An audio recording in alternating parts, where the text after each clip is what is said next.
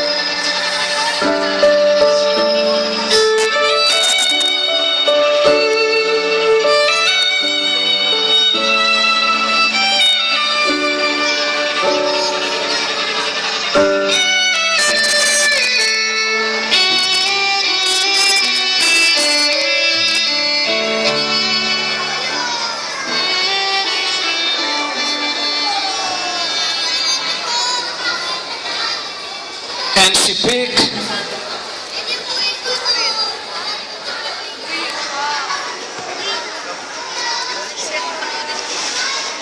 anti-contractualization. Excuse me, what does contractualization means? Anti-contractualization. This is actually one of the The endo, right? Yes. Okay, thank you so much. Well, the word that I chose is anti-contractualization or paghihinto po or pagpapasawalang bisa ng endo. Well, you know what, ladies and gentlemen, in the world wherein we live in the Republic of the Philippines, many Filipinos are all contractual workers. They are contractual workers wherein they just been in job for 6 months, for 10 months and such.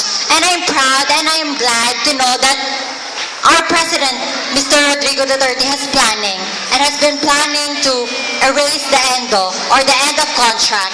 Because you know what I always believe, ladies and gentlemen, that as long as you have the capability to work, as long as you have the capability to do your job well, as long as no matter what your age is, your contract should never end.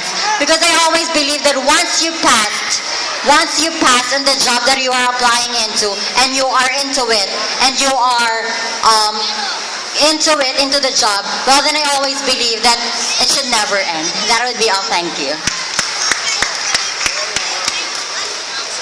Thank you, Miss Catherine Bernardo. And our last